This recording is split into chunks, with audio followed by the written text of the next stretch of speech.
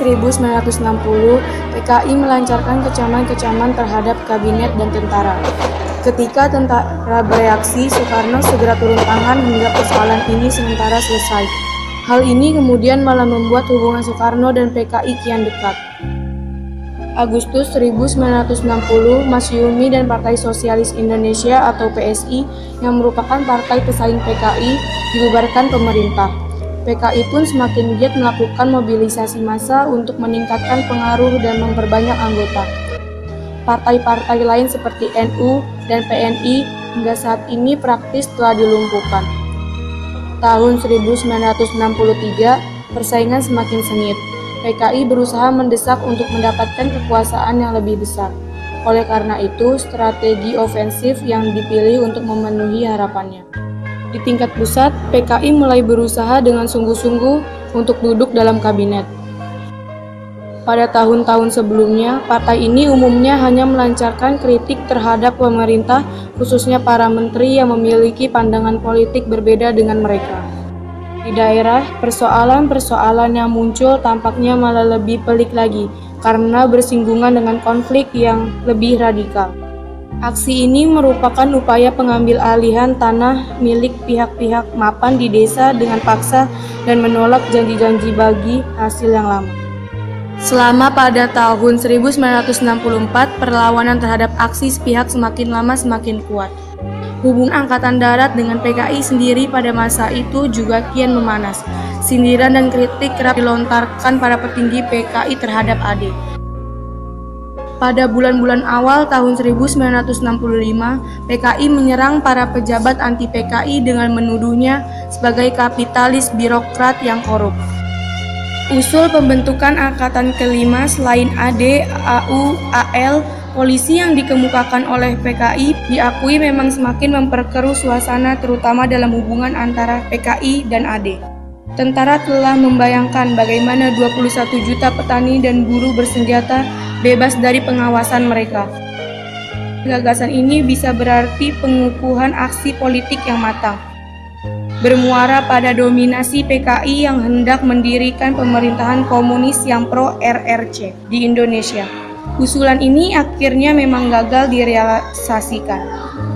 PKI lalu meniupkan isu tentang adanya Dewan Jenderal di tubuh AD yang tengah mempersiapkan suatu kudeta. Di sini PKI menyodorkan dokumen Guild Truce yang ditandatangani Duta Besar Inggris di Indonesia. Isi di dokumen ditafsirkan sebagai isyarat adanya operasi dari pihak Inggris.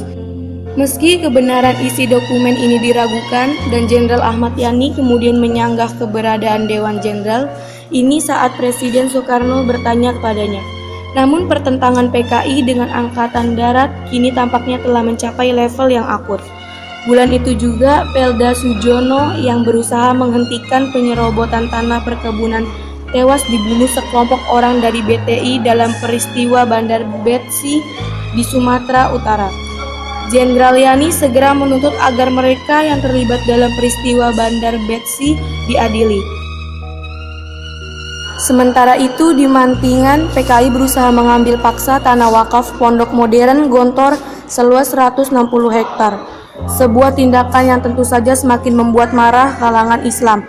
Apalagi 4 bulan sebelumnya telah terjadi peristiwa Kanigoro Kediri, di mana BTI telah membuat kacau peserta mental training pelajar Islam Indonesia dan memasuki tempat ibadah saat subuh tanpa melepas alas kaki yang penuh lumpur lalu melecehkan Al-Quran.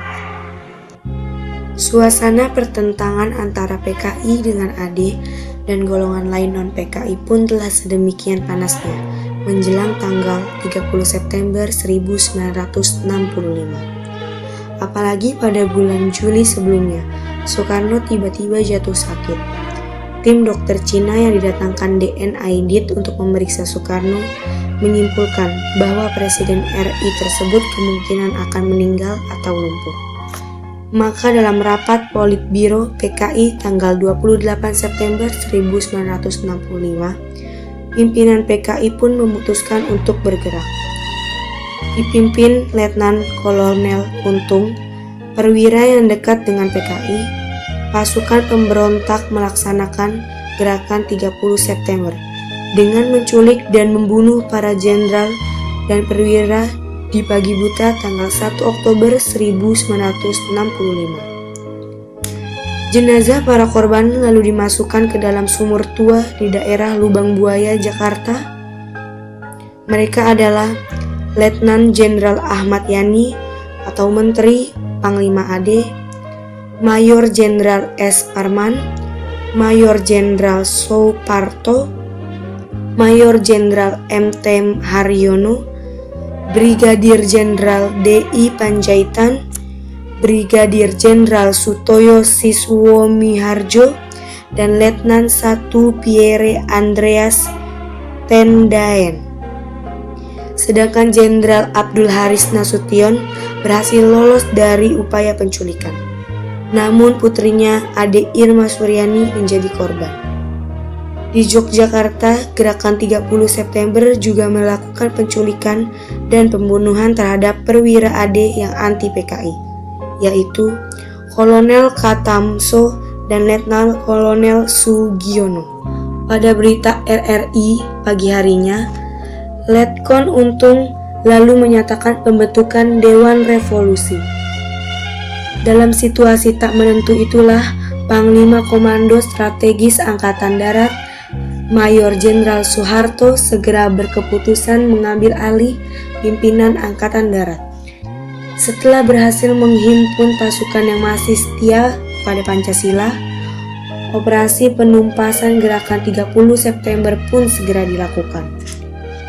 Ketika diketahui bahwa gerakan September ini berhubungan dengan PKI, maka pengejaran terhadap pimpinan dan pendukung PKI juga terjadi. G30 SPKI pun berhasil ditumpas, menandai pula berakhirnya gerakan dari Partai Komunis Indonesia.